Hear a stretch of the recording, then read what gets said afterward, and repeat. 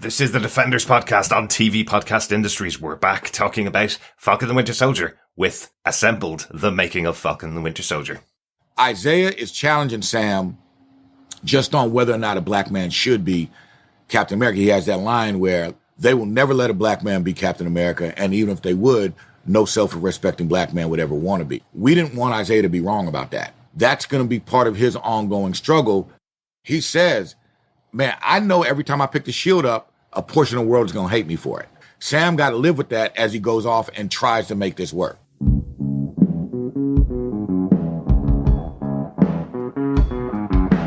I hear a lot of people saying the blues, but I'm going to tell you what the blues is.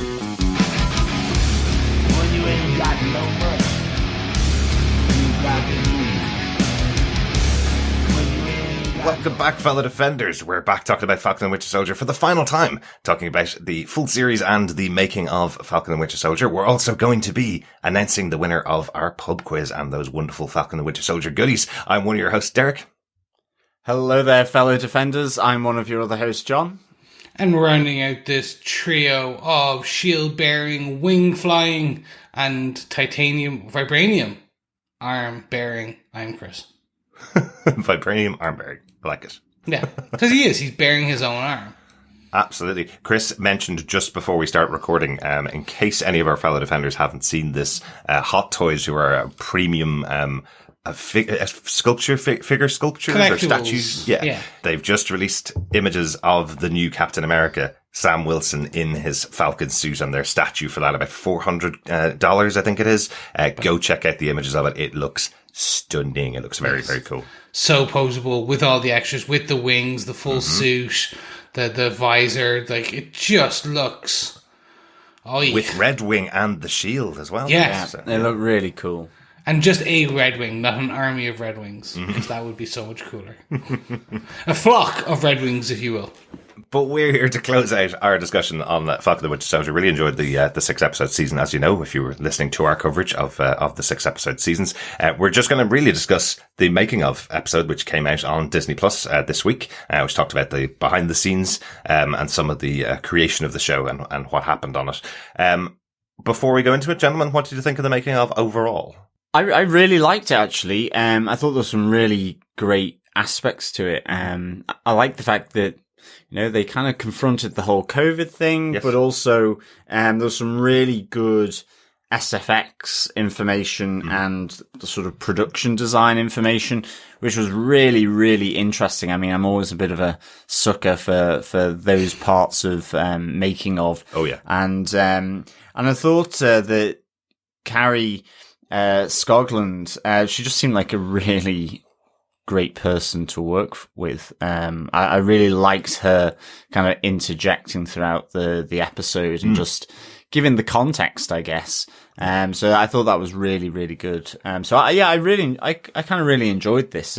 I still don't necessarily think it's up there with, say, the Mandalorian making of, where you've got the void or the volume that they introduced, which, you know, was just so interesting. Yeah. But I just, you know, a lot of SFX stuff here around the fights, which are, was just really, really interesting. Like, so much SFX, than what I realized when like watching it, just how photoreal they get it. Yeah, we'll certainly talk about the detail of the making of. Chris, what did you think of it overall?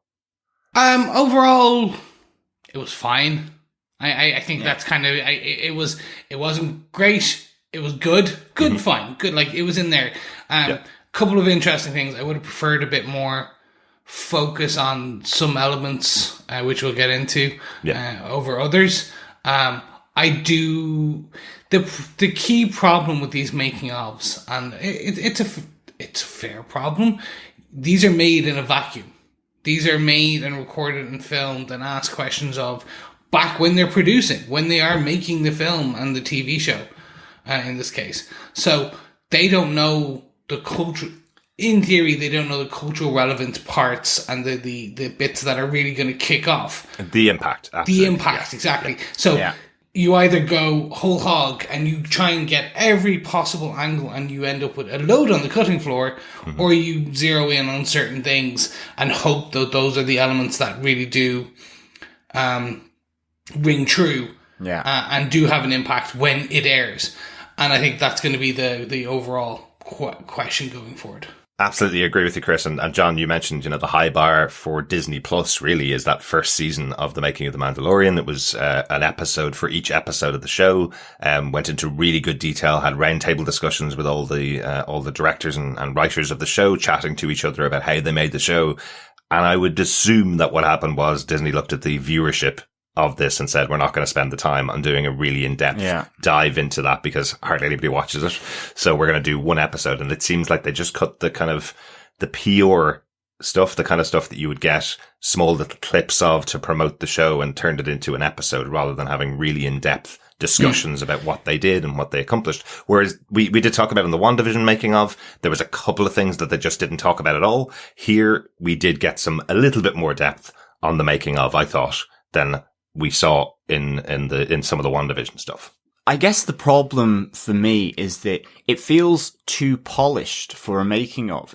I think back to the Lord of the Rings stuff where it was almost like a fly on the wall documentary. It's like they need to have someone who's not involved with the production just doing that stuff and then editing it. And I think it's either you do that thing or like with The Mandalorian where, it is polished, but it almost felt like a round table after they had finished and coming back to their experiences and cutting that with just fly on the wall footage that they had of shooting The Mandalorian. Yeah. And so for me, this, as you say, it just feels much more like a marketing thing, a cutting together of stuff that you would have, sort of in a DVD that isn't really quite as exciting as what you got with the Lord of the Rings. So it just feels too polished for me. It feels a bit like kind of just there for the sake of it in some respects, but it's still got some interesting stuff. For sure. And I think, as I say, anything around production design and SFX is just like really interesting for me. Yeah. Well, let's get into some bullet points, some of the big kind of things that stood out to us from the making of episode. I think my first one that stood out to me really was the concept. I think Carrie Scoglan, the director who directed every episode, is the one that brought this up, where she says that the concept in here for the show is about the new hero. What is a new type of hero now?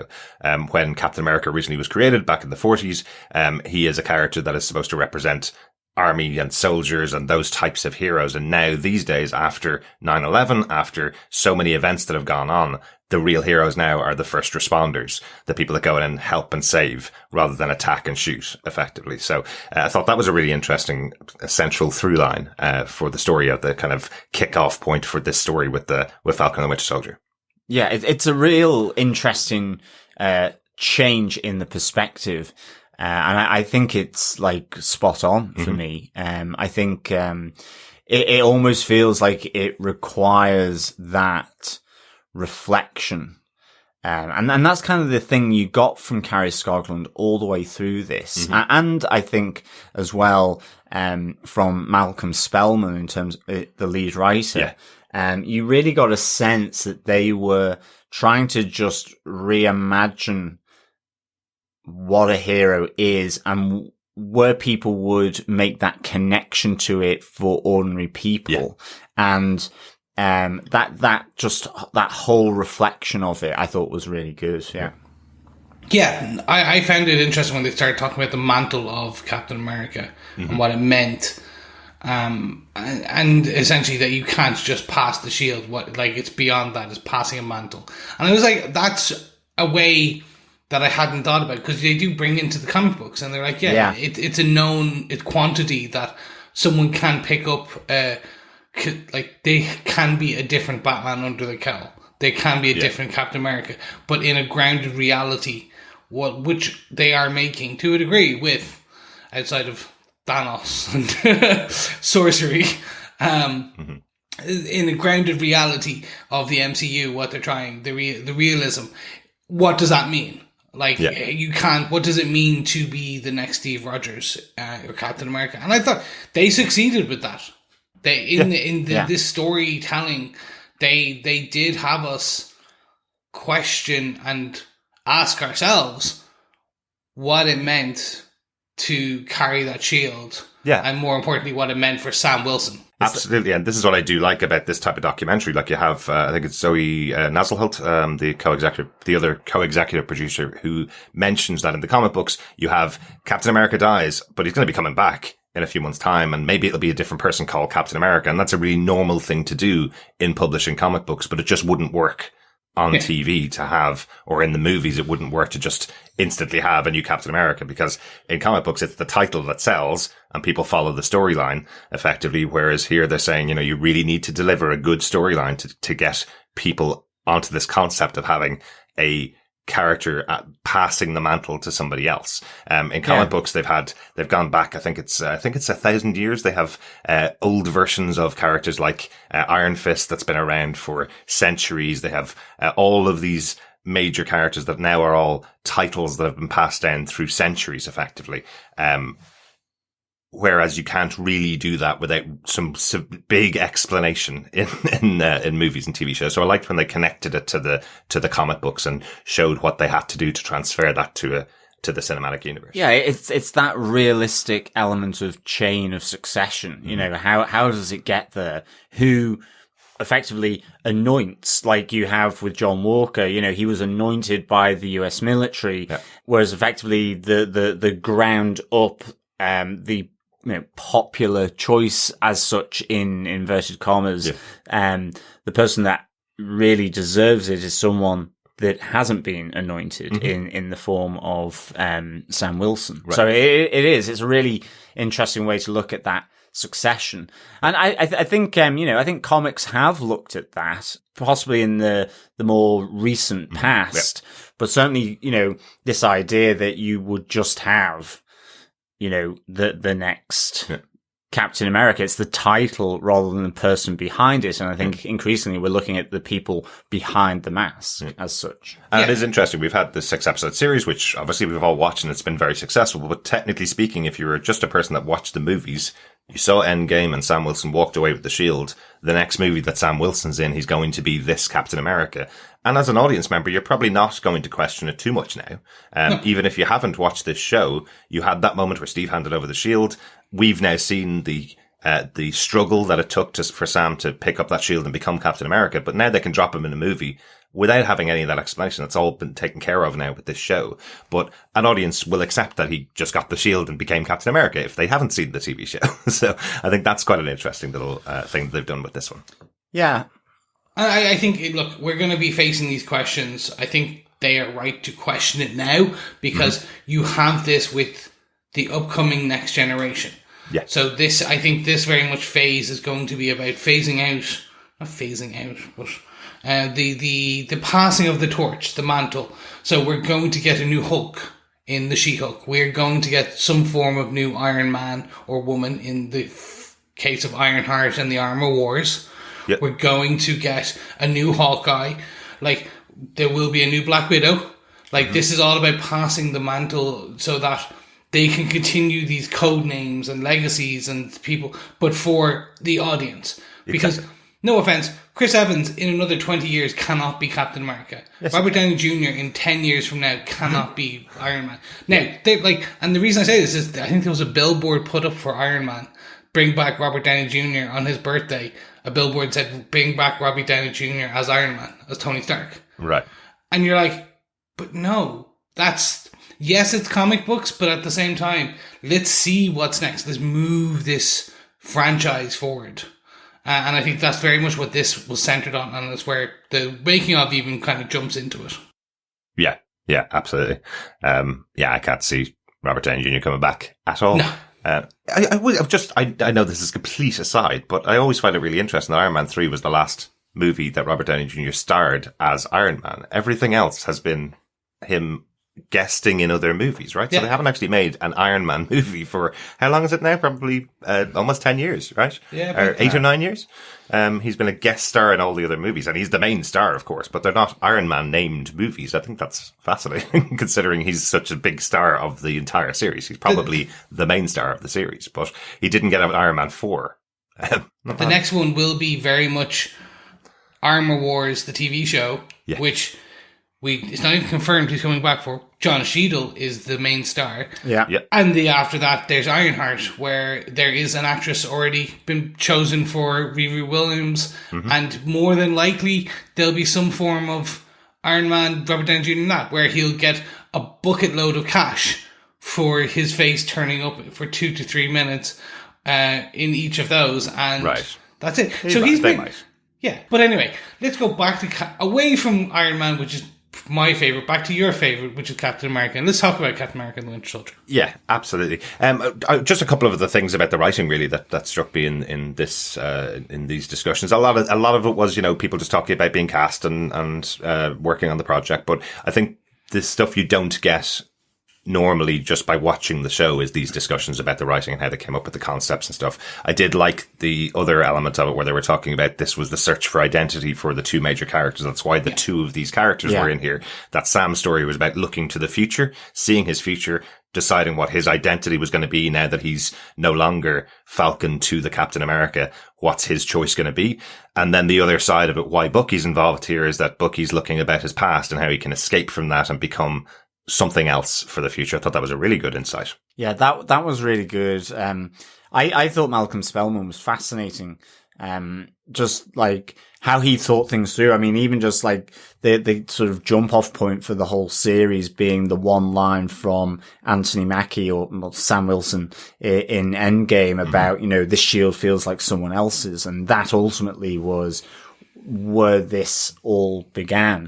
This idea that this was still Steve Rogers. It didn't belong to Sam Wilson.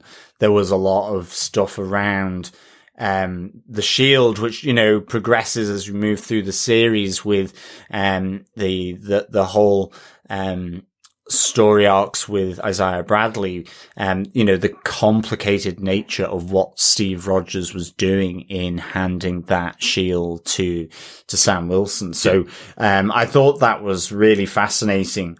And I think the other big thing was just where, he says it's not a speech, but the conversation of Sam Wilson as Captain America with his new suit to the GRC members after he's brought Carly's body, and how Malcolm Spellman, he says that he called up Anthony Mackie to go through, line by line, that he was happy with what was being said and his input to what he would feel comfortable saying as a black man in the Captain America outfit. I thought that was massively interesting and just fantastic kind of writer-actor collaboration going on between these two.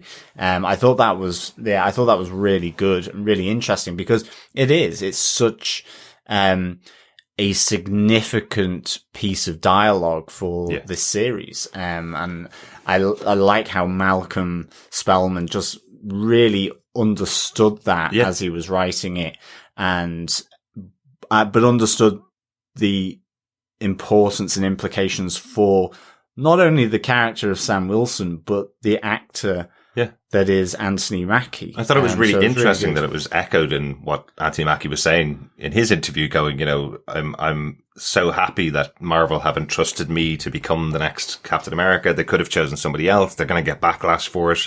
And he was almost echoing exactly what the character of Sam Wilson is saying. So you can tell he had some collaboration on that as well. Yeah. I'm going to call it at this point. My God, I want to have a drink with Malcolm Spellman. Man, he just oozes cool, and he has a story for everything. Like he worked on Empire for 15 episodes or more, so he's in that room. Like he has just these amazing, cool stories of LA life, and you're just like, I want to talk to you. Like that's one of the things, and let's kind of talk about this other bit that we hadn't. That we kind of complained about when we were talking about WandaVision, that they never talked about the real world creation of the show when the pandemic was going on. And just to your point about Malcolm Spellman being a really interesting person to hang around with, you mentioned earlier on, Carrie Scoglin, the director of the show, also seems really interesting.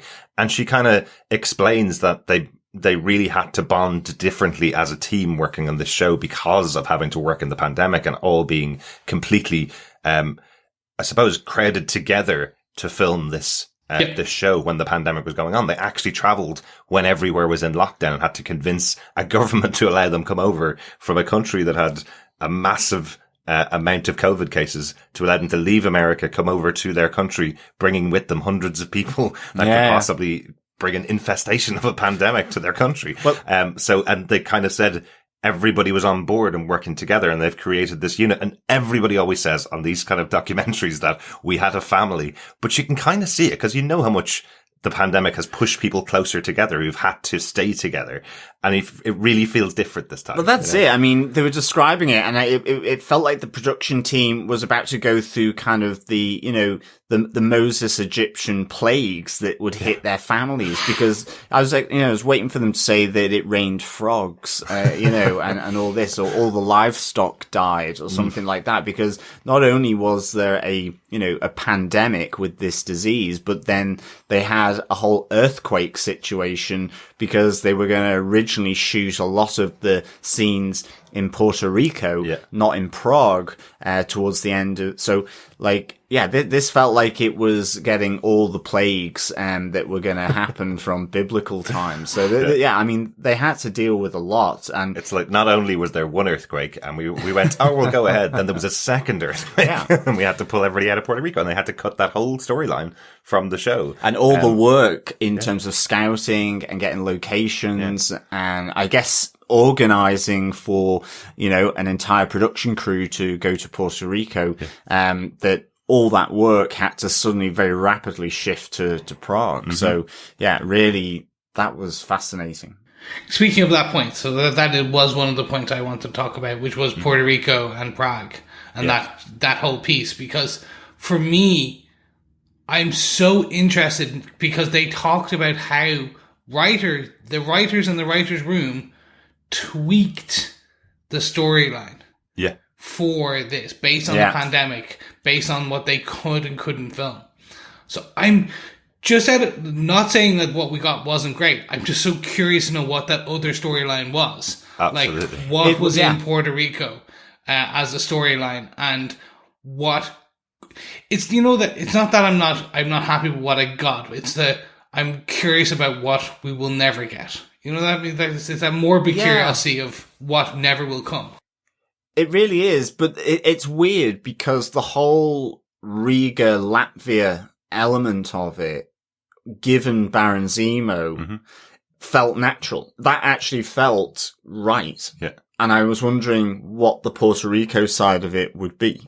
You know, because that just felt natural that they would be in Eastern Europe, in the Baltics. And I was trying to think, as you say, well, what were they trying to, I mean, I guess it doesn't matter where Baron Zemo went. I mean, they went to Madripoor, but it felt like a nice little sort of close association. The fact that Sokovia is in Europe, and it kind of felt just like a natural part of what you would write. So, what they were going for in Puerto Rico would be interesting as well. Yeah, because I was trying to pick up the breadcrumbs from what they were saying, and the executive producer was saying that some of the scenes they filmed in Atlanta needed to match with Puerto Rico, and then suddenly they needed to match them with Germany, and needed to match them with Prague, and needed to match them with the locations that they were going to be filming at. I'm kind of going, what did you film in Atlanta that was like Puerto Rico? What was it?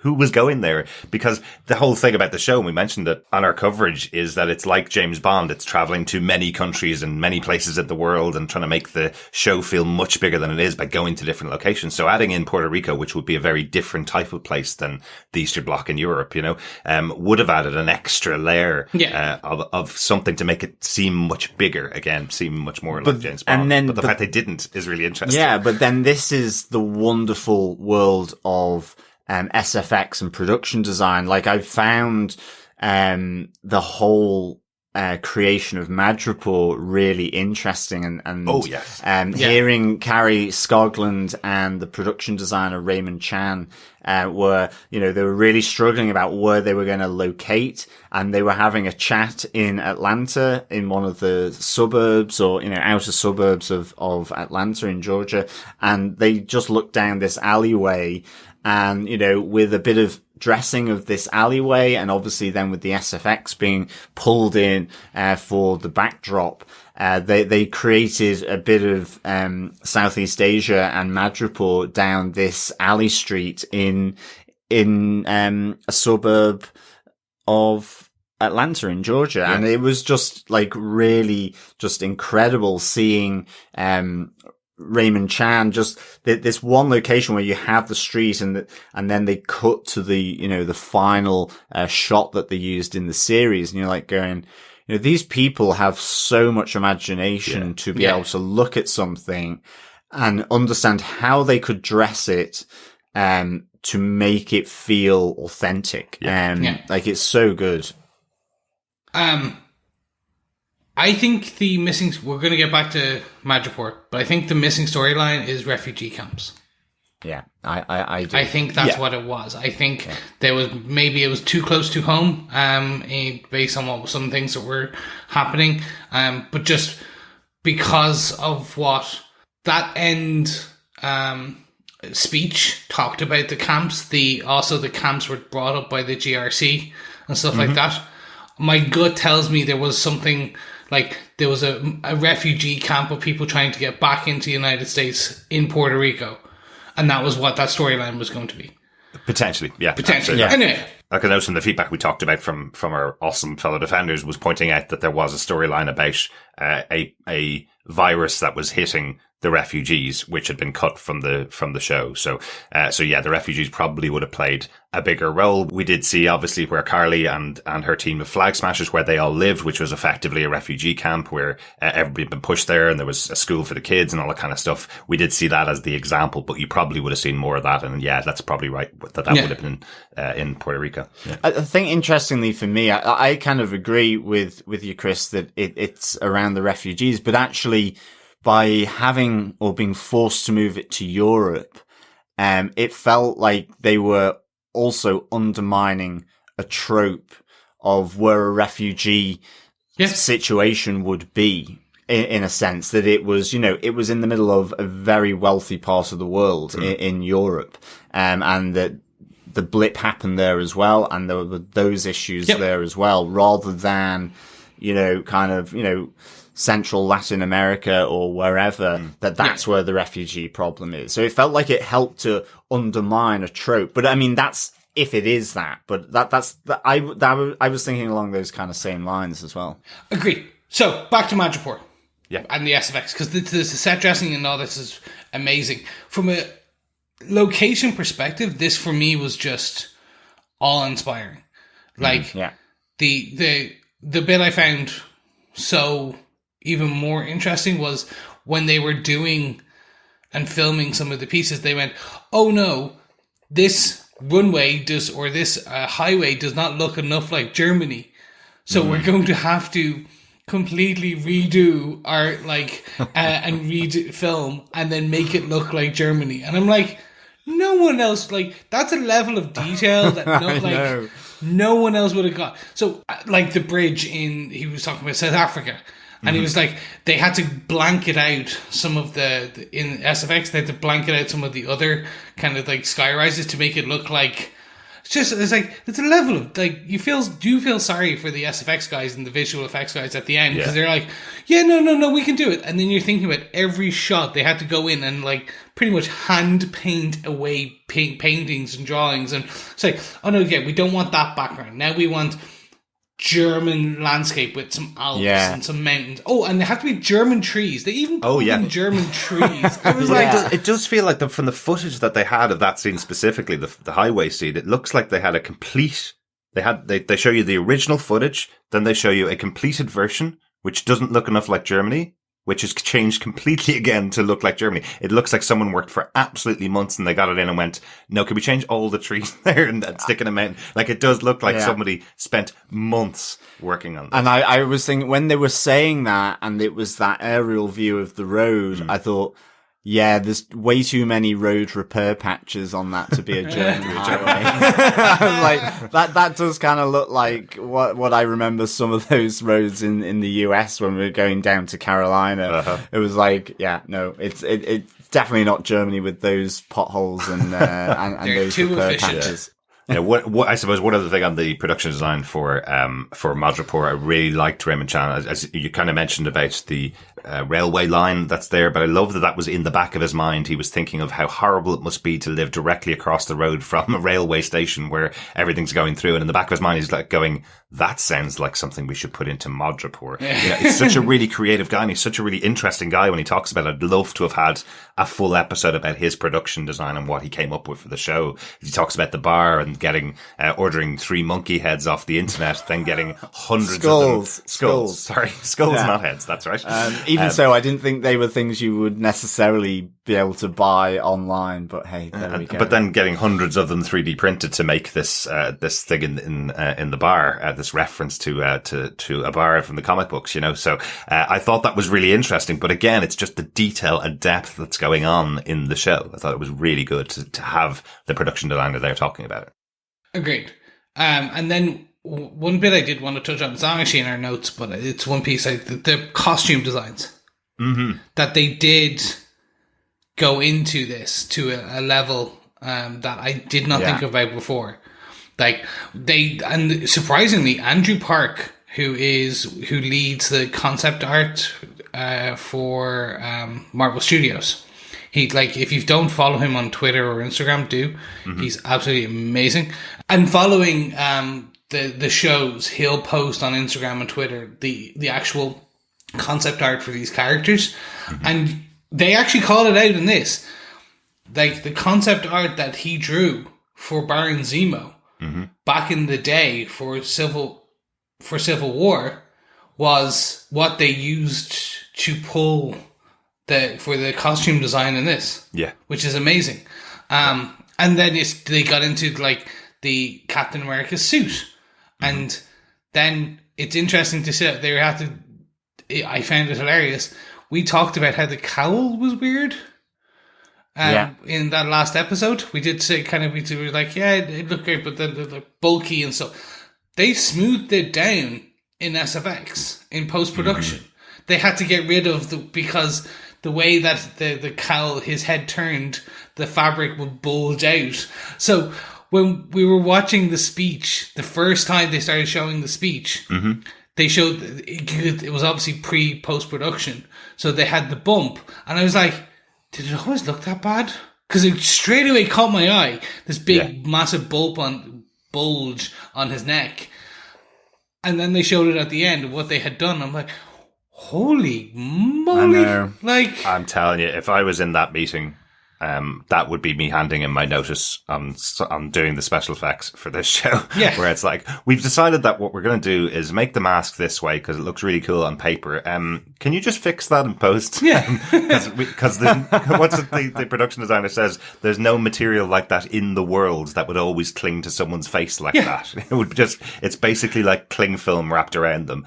So we just got the guys in special effects to go over every single moment of that 12-minute speech that Anthony Mackie's doing and fix the mask every time he turns his head. Like, that is unbelievable. The amount of special effects work we have, that is one of the things to talk about, but the amount of special effects work that is in this show that you would not see, that you can't see. There's a point where there's so much stuff being rubbed out in the background and replaced, and everything going on in the foreground being replaced, and the characters' faces being put on other people's faces, where you're going, why didn't they just animate this show? Yeah. Well, that's it. I mean, the level of SFX is incredible. Like with the neck and the headpiece of the new Captain America suit, and the fact that we just mentioned, do the German landscape behind the trucks, but also even just the fighting on the trucks,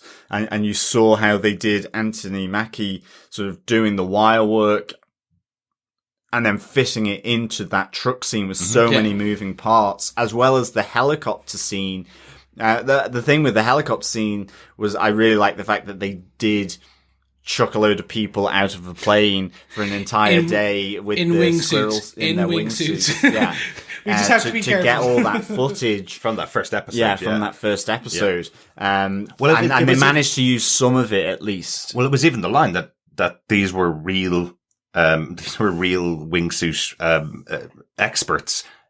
And so the footage of them is real things they can do. So maybe it wasn't the exact footage of them, but it's things that they do. They go canyoning in wingsuits, which is quite phenomenal. Scary as heck.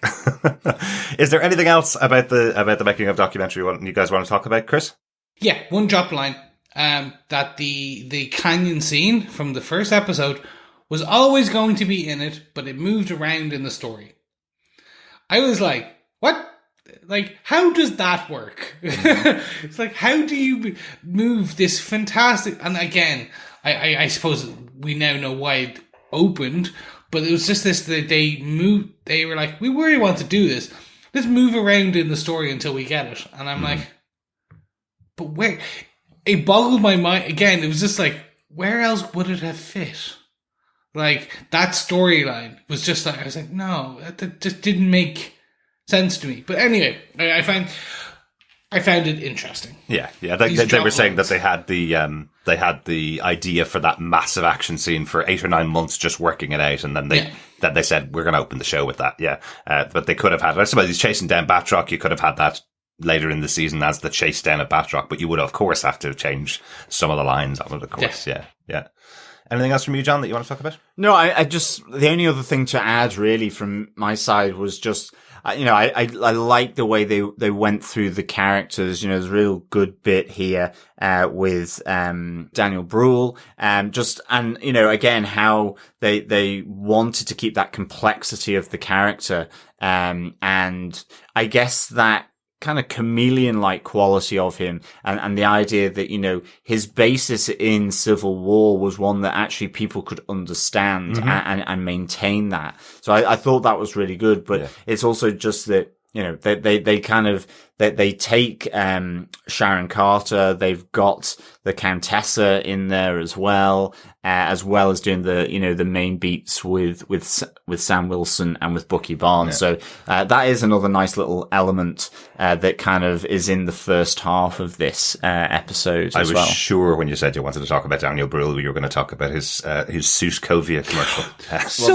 Where is that? Which is hilarious. Where is that? That was just a joke they did on set to show off the costume, which I hope so. But I really want to see that now in actual with kind of fake star graphics, that kind of come to Sokovia. We have your suits for $9.99. I want the Baron Zemo pajamas. I think that would be pretty cool. Excellent. One final bit from me is just that they did touch on the race aspect of this as a storyline, and I think while I was happy they touched on it, I didn't feel they gave it enough of a spotlight. I think it felt like it was about 7 minutes of the overall hour. And I think I personally would have liked to have seen more on that. And again, this is what we talked about earlier. I talked about where they may not have known it was there's no way they could know the future. If they knew the future, it would be amazing. But essentially, when they were writing this and they were filming this, the BLM and things like that had happened. We see Anthony Mackie talk about the protests and things like that. They just probably didn't know as far down the line as when this was airing how impactful it would be in the current climate of politics around the world, in the US, etc. I would have liked to seen maybe a pickup or two from Anthony Mackie, from the writer, from Carrie, from Sebastian Stan, from the actor who played Isaiah Bradley. You could have done a pickup there where they could talk about, because in interviews currently when they have been doing press for this, they've talked about the additional aspects of what it meant. And I'm like, no, I would have liked to have seen, because Andy Mackie got emotional talking about this on set, where you could see him start talking about when he talked about Breonna Taylor and things like that. Yeah. So that was for me the only bit. I was like, I would have liked to see another 5 minutes of just them posthumously looking at this as a piece. Yeah. Anyway. But I think that's overall the challenge with these Marvel documentaries for the making of the shows is that, as you say, they're filmed at the time on set after they've read the script. There's no idea of how this will hit. Like if the show fails, if it comes out and nobody watches it and there's no cultural impact, you still get the same documentary as you do if it comes out and does great guns and is massively impactful to the culture. You get exactly the same documentary. So there's no looking back on it, which is a shame because a lot of documentaries that we all enjoy watching are things like, here's the last 10 years of Marvel movies. Here's the impact on the world. Here's us looking back on the time when we did this, whereas they have no distance from what they've actually filmed and what they've actually written to be able to give it that extra context. But I think overall though, Chris, I think you're right. For every part of this, there's another story to tell for everybody. If we had an episode per episode of the series or an episode based in production design and costume design and music is one that I thought was a real shame they missed out. There was no mention of that at all. There was a whole section in WandaVision about the music for that show, but we got nothing here about the music for this show, which I thought was a bit of a letdown. I'd love to have had some discussion on the music for this show. Yeah, no, and we got instead the stunt, the action. We got that discussion point where they talked about the previs and the running of the choreography for the fights and things like that instead. So I suppose, this is it's always going to be the give and take, the push and pull of this documentary for every MCU show that we cover. It's going to be, it's not an episode per episode breakdown, and it's not a deep dive. It's an hour long.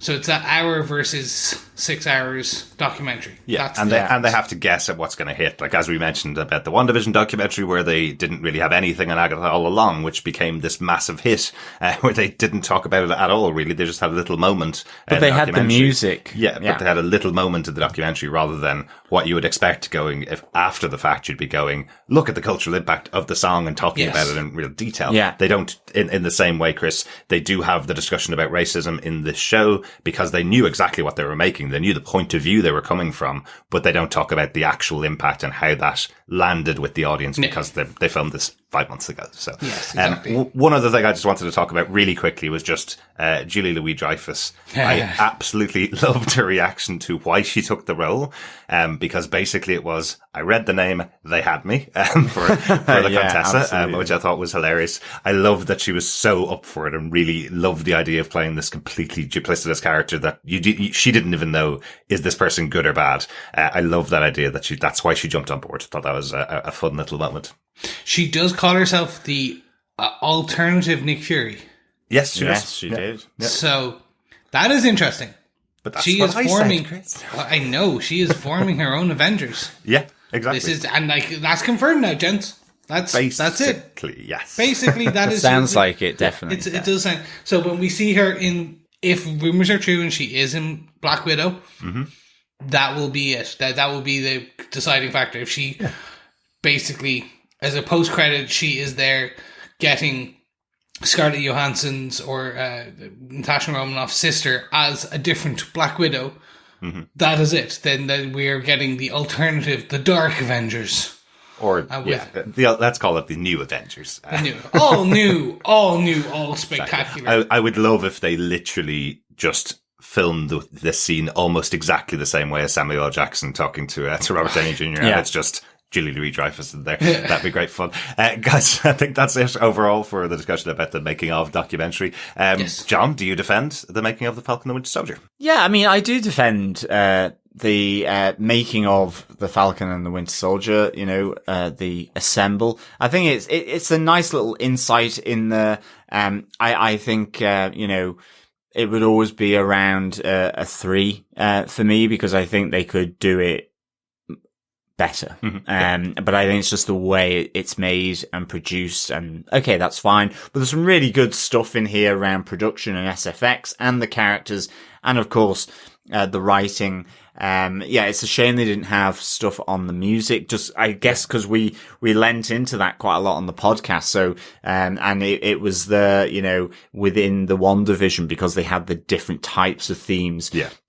But still, that change in that iconic Captain America tune, with both John Walker and with Sam Wilson taking on that mantle in effect, and the subtle changes to that theme. It would have been interesting to get that discussion as well. Absolutely.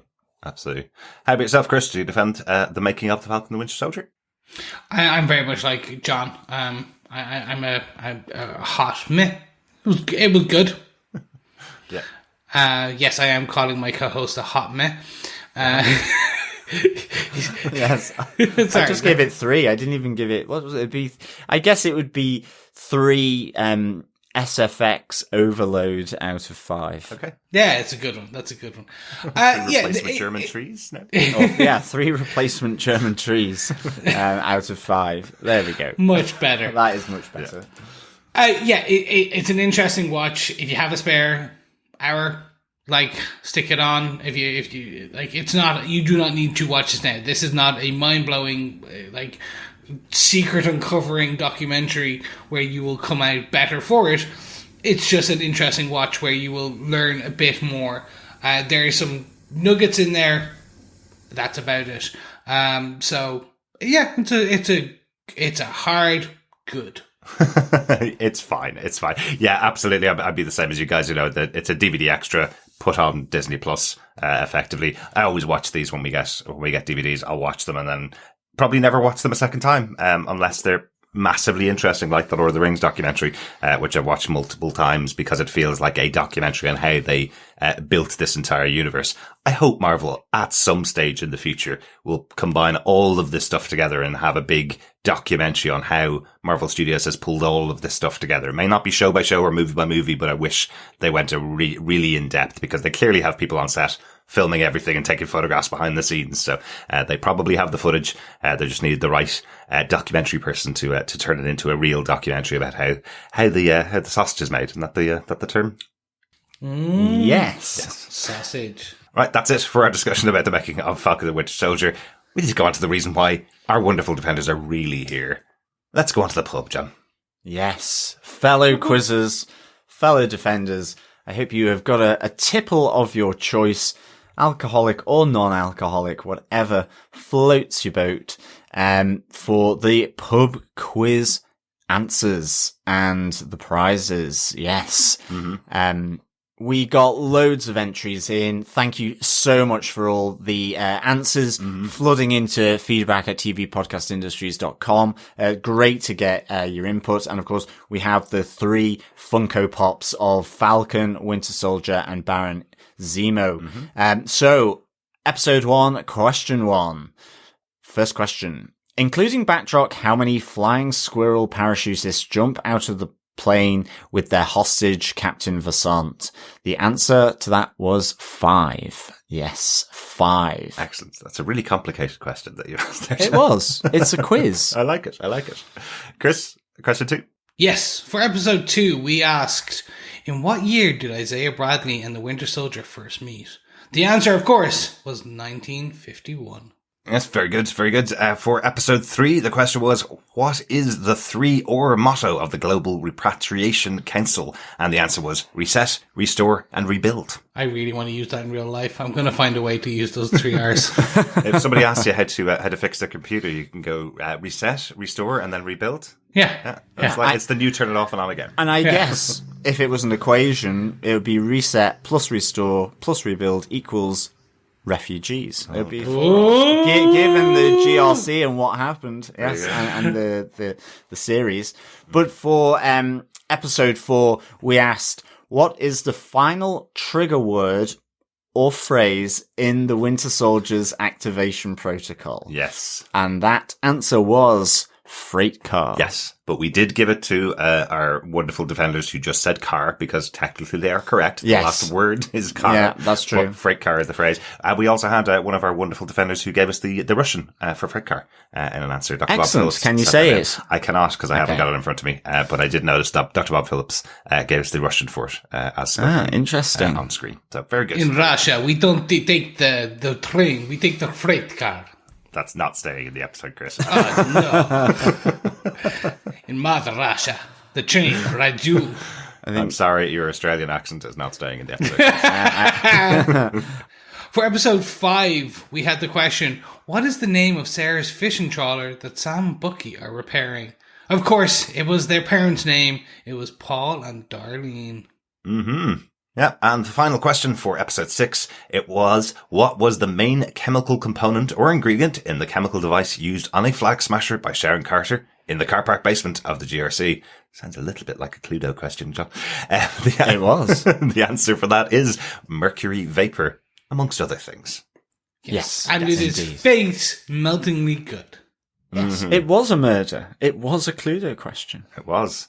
We have gone through all of the questions, all the answers received, and we have got 11 entrants with all the correct answers. Well done to everybody who's entered. But there are 11 people in for the chance to win the Funko Pops, the Falcon Winter Soldier Funko Pops. Chris, do you want to ask Google for a number between 1 and 11? Sure. Hey, Google. Randomly pick me a number between 1 and 11. 8. 8! 2 fat ladies, 8. Well, in this case, 1 fat lady, 8. Thank you for that, Chris, as our announcer on the electronic bingo call. It is a big congratulations to Adrian Johnson, who got all the questions correct there, and the 3 Funko Pops will be winging its way to you. We will be in touch to get your mailing details so that we can send those over. But it is a big congratulations to Adrian Johnson. Absolutely. And a big thank you to everyone participating in the pub quiz. It has been a really good amount of responses to the questions. Absolutely. And of course, there can only be one that gets the gold medal. Yeah, even to those who didn't guess the goodies there, we hope you enjoyed at least following along with the pub quiz. I know we had a lot of great feedback about the pub quiz as a bit of fun listening along. So thanks so much to everybody who's entered.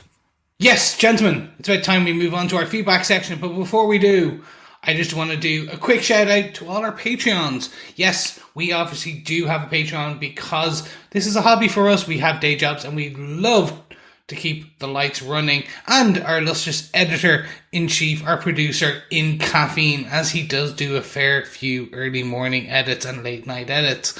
So your support for even just $1 bill or €1 or £1 or £1 is amazing. Yes, anything you can support us with is fantastic. So head on over to patreon.com/TV Podcast Industries, where you will get our illustrious and heartfelt thanks. Yes, thanks so much to everybody who's been supporting us on Patreon, and those of you who've bought me a coffee over on buymeacoffee.com/TVPI. Very nice of you. Thanks so much. Let's get into our feedback section. And once again, we start off with our all-new correction corner.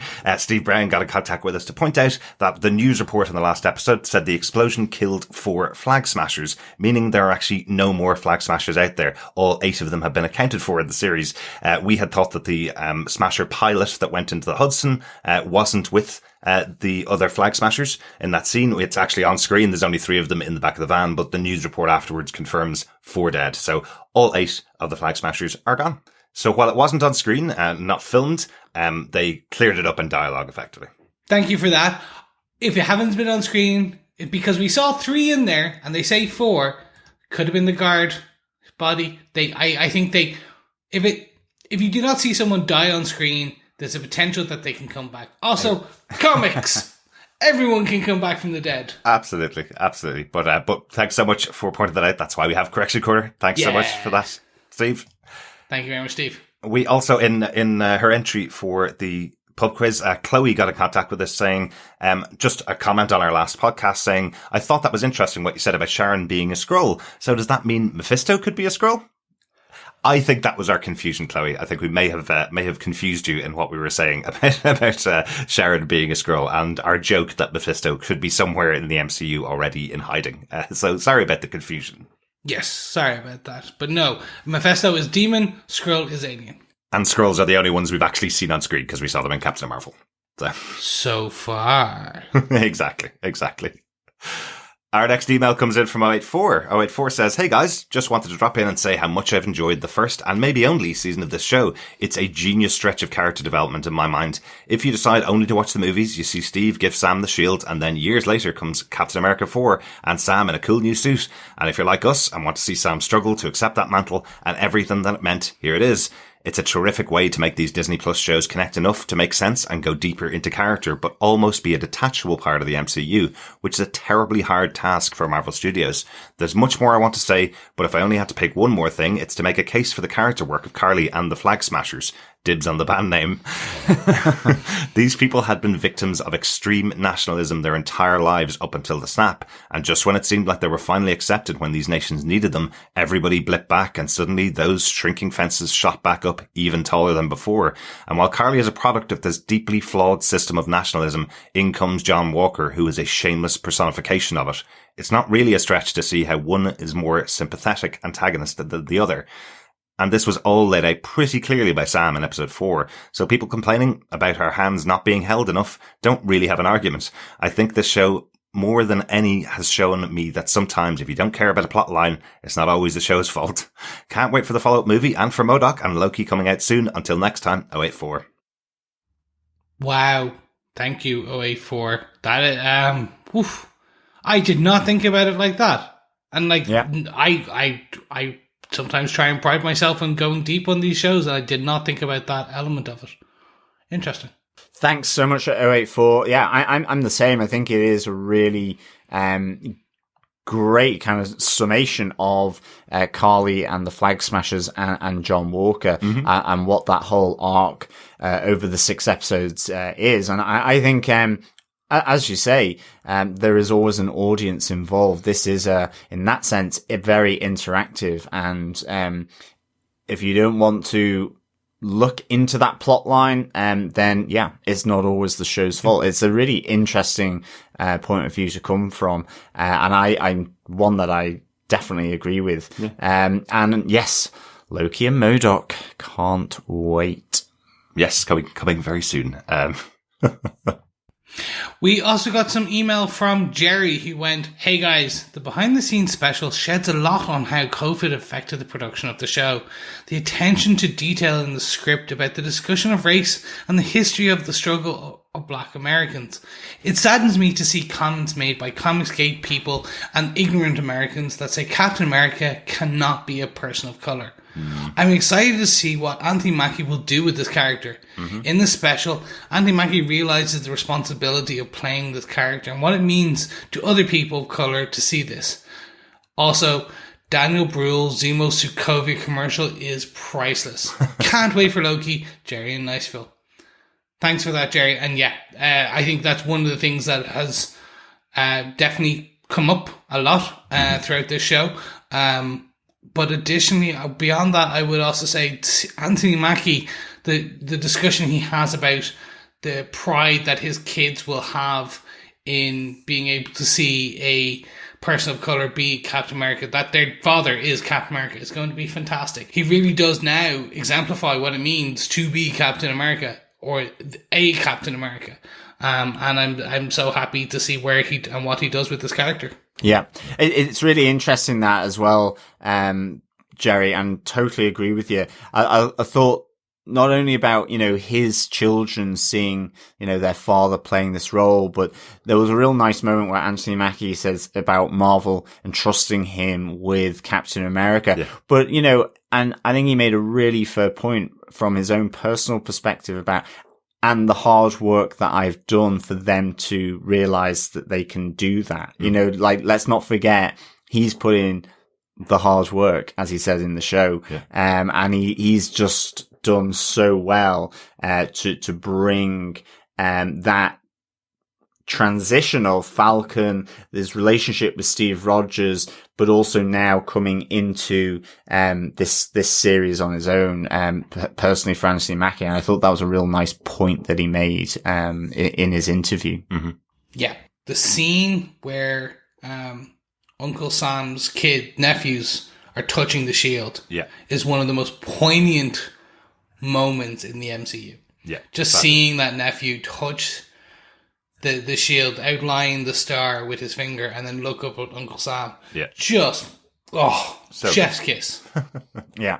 It's so good. Yeah. So good. Thanks so much, Jerry. Over on our Facebook group, we also got some more feedback. Deanna Maskell says, Thinking about Falcon and the Winter Soldier as Sam's journey from the moment Steve gave him the shield until his full acceptance of it has helped me resolve my dissatisfaction with the final title card, including Winter Soldier, when Bucky is so clearly not that anymore.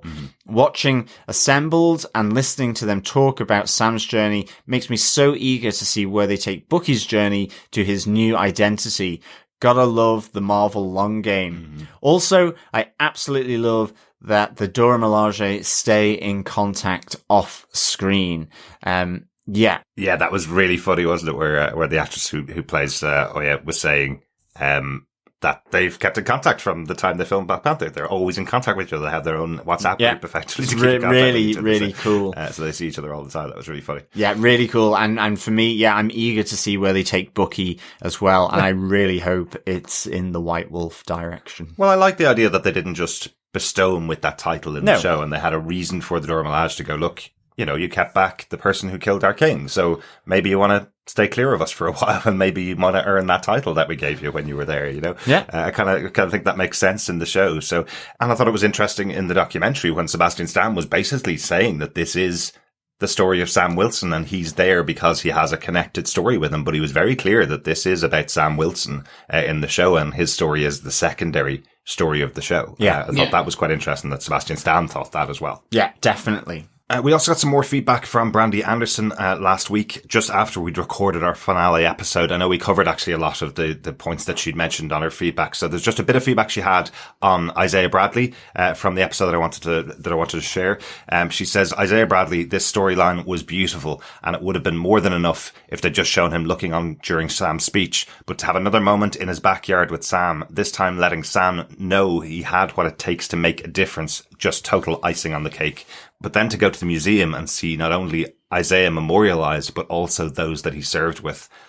And I don't know if anyone else paused to read it, but it tells the whole background story about the black soldiers being experimented on and how most of them didn't survive the first round. It tells about the POW camp, the decision to blow it, to hide the evidence, and Isaiah going to rescue his men and other soldiers who were captured. And then it goes on to tell about his incarceration and more experiments done on him, and how his family was led to believe that he was dead. But I didn't see anything that mentioned Isaiah was currently still alive. Sam giving this not only to Isaiah, but to his fallen men, his family, the black community, and the entire world, all while respecting Isaiah's wishes to remain dead. Total chef's kiss. I won't lie, I cried the first time I watched it. I cried the second time I watched it. I cried when I went back to read what was written about Isaiah Bradley, and I'm tearing up now just thinking about it. Also on Sharon Carter being the power broker, it was a bit anticlimactic in the series, and now I find myself listening to other people talk and wondering, who is she talking to at the end of the show? Could she not be the power broker? Could it be that she is the power broker, but there's someone else who is still pulling her strings? Could that someone else be Val, maybe? I've also heard someone say that it could be Nick Fury. I don't feel that one as much, but now I'm going to be wondering, am I still looking for Mephisto in this show? Excellent stuff, Brandy. Excellent, Brandy. Yeah, Mephisto is always there as the devil in the Marvel Universe, helping all those baddies be even badder, I guess. I think within the series, I think Sharon Carter, I kind of agree with you, but I think that the theory of her potentially being Squirrel, is really interesting. And the phone call, yes. Is it just buyers? Is it just, that intermediary for her buyers? Or is it Val?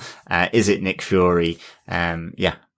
It'd be really good to see. And I completely agree with you. The whole, that kind of, passing of the torch by Sam in terms of the history, the acknowledgement of, black soldiers, and the black history, to, the black community and his family, is just so poignant, really important. And, at the same time, respecting Isaiah's wishes to remain, I guess, off grid, and dead, is just really, really good. Yeah. That was so good. And I think having Isaiah's grandchild there as well with him reading it, going through it, that kind of, again, that generational aspect I thought was really important. Yeah, and I think you're right, Brandy. And, other shows would have absolutely just had that scene of him looking on TV, on the speech, and kind of smiling at the speech, and that's kind of it. But having that extra moment shows how important this is to Sam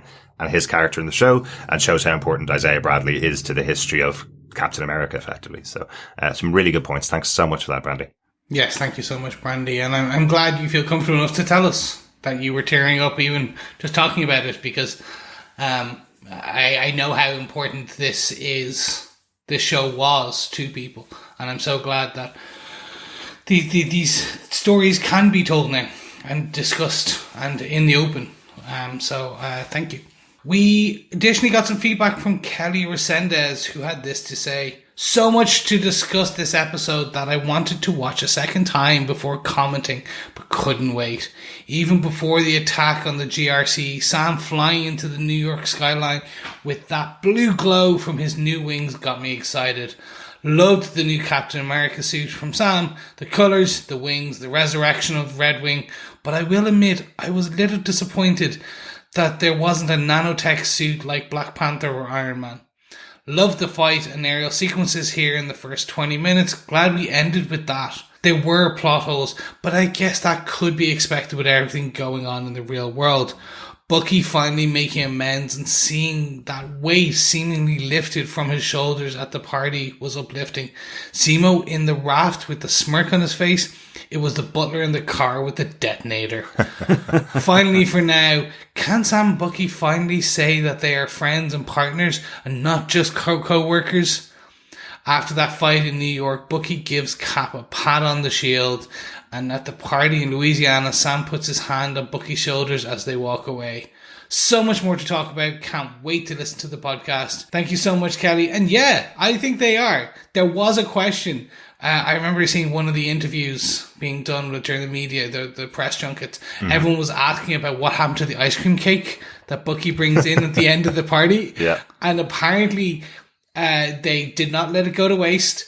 The child actors at the party devoured it. Excellent. I did love that when, everybody's got this massive cookout going on and he just went to a shop and bought an ice cream cake to bring along. Yeah. I love that, pointed out by one of our pieces of feedback last week. Are they friends? Yes, they're friends. Possibly future brother-in-laws. Potentially. I want that storyline. Yeah, me too. There is already quite a lot of fanfic about Sarah and Bucky getting together. I've seen it just on Twitter and threads where people are really looking for Bucky and Sarah to get together. And Val and Nick Fury is the other new one. Wanting to see the replication of Contessa in the comic books and Nick Fury in the comic books being a couple for many, many years. Now seeing Julie Louis-Dreyfus and Samuel L. Jackson get together in a future movie. I think that'd be awesome. Yeah. That would be pretty magical. Thanks so much, Kelly, for your feedback. Thanks everybody else for your feedback on the last episode and on the Assemble documentary. One final voicemail from Greg Schwam, who sent the voicemail in just after we'd recorded our finale episode, but I know he had some thoughts about the final episode. Hey guys, this is Greg. I mean, what can I say about this show?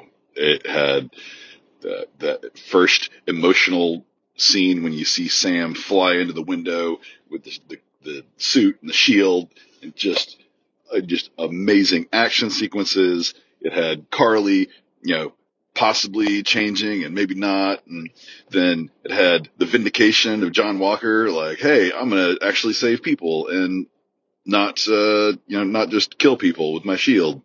That ended up getting battered and bruised.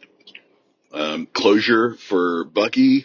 It was just so good. And then that final, don't get me wrong, not monologuing, but the speech that Sam gave on TV, okay, great.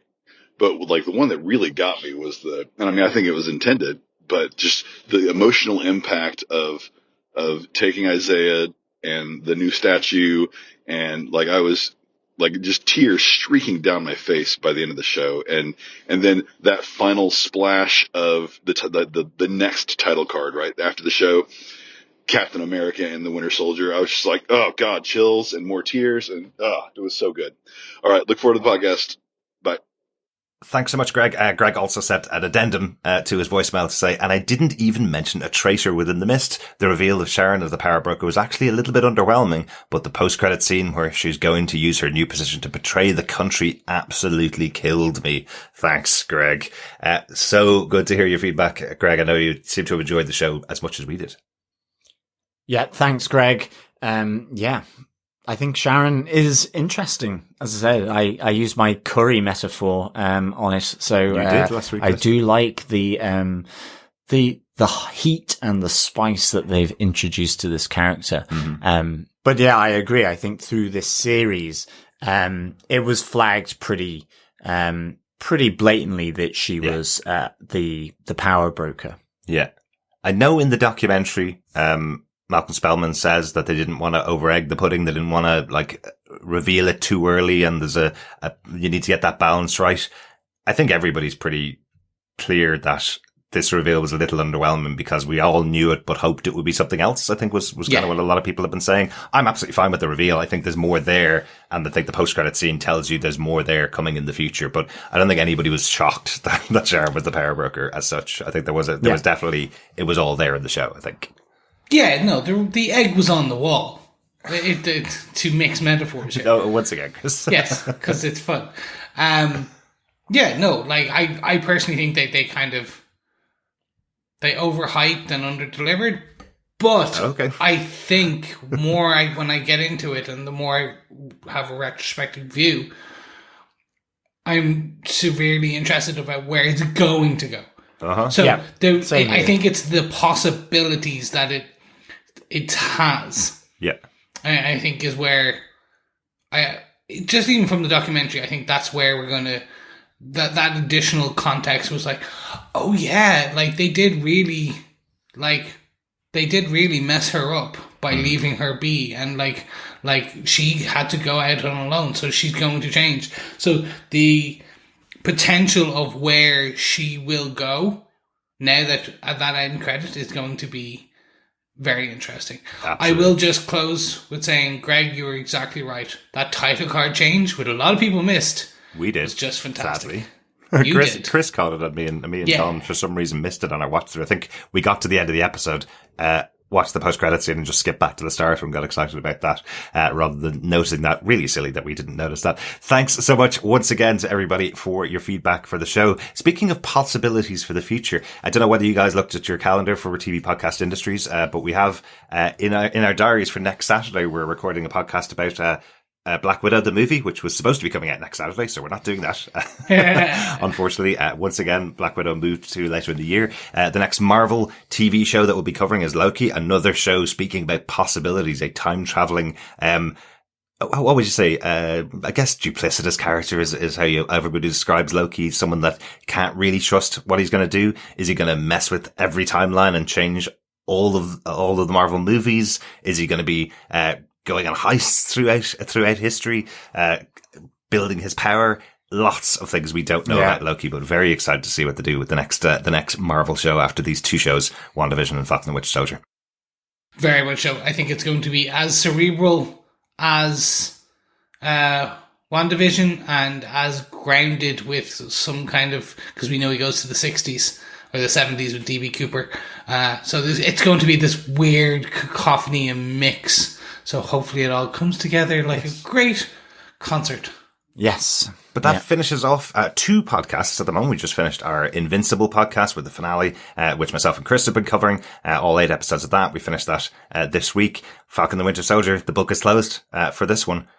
And next up, we're heading to a galaxy far, far away, and staying with animation, we're going to be covering Star Wars The Bad Batch. That show begins on Tuesday, the 4th of May, which is just in a couple of days' time. Not sure exactly what we're going to be covering those first couple of episodes for the show. We're probably going to be releasing them towards the end of next week. There's 2 episodes out next week. The first one is I think 50-minute long opener, and then they'll have regular 20 to 30-minute episodes for the rest of the series, but looking forward to that. We will also be staying in animation this month for MODOK, as mentioned by one of our lovely listeners in their feedback. We will be covering MODOK, which is going to be airing on Star from the end of May. So in Marvel, but not as tied to the canon, let's say, as all of these shows have been. It feels like it's going to be making a lot of jokes at Marvel's expense, which they kind of need now. That'll be a bit of fun. Yeah, absolutely. Yes, and also in what other universe can you get John Hamm as Iron Man, Nathan Fillion as Wonder Man, Simon Williams, and that's just the beginning. Absolutely. There are hundreds of cameos, apparently, of just different random characters, and I can't wait. don't forget Patton Oswalt as the star of the show, as MODOK himself. I can't. His second, actually probably his seventh role in the Marvel Universe since he played I think it was quadruplets by the end of it in Agents of S.H.I.E.L.D. So it'd be great to have Patton Oswalt back on screen for that. Yes. That's it. That's all the stuff we're going to be covering coming up. Thanks so much for joining us. Make sure you subscribe to the podcast over on tvpodcastindustries.com to get coverage of all of the shows that we're covering. I'm really looking forward to speaking more Marvel with you in the future. Yes, thank you so much for joining us, and make sure you head on over to patreon.com/tvpodcastindustries to help us keep the lights on. But more importantly, head on over to tvpodcastindustries.com where you subscribe to all of our feeds to make sure you do not miss an episode anytime we put it out. Yes. Thank you so much, fellow defenders, for joining us on the drive down our digitally enhanced German highway, which is the Falcon and the Winter Soldier. Autobahn, John. Autobahn. Well, Autobahn, highway, motorway, A road, who knows. But thanks so much for joining us. It's really been great having all the discussion, all the feedback, all the entrants into the pub quiz. It's really good getting all your thoughts on these fabulous shows. So yeah, thanks so much. And we will be back soon in a galaxy far, far away. Woohoo! And just remember, keep watching, keep listening, and keep defending. Bye. Bye. Bye.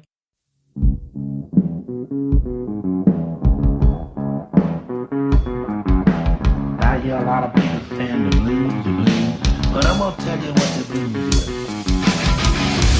When you ain't got no money, you got the blues.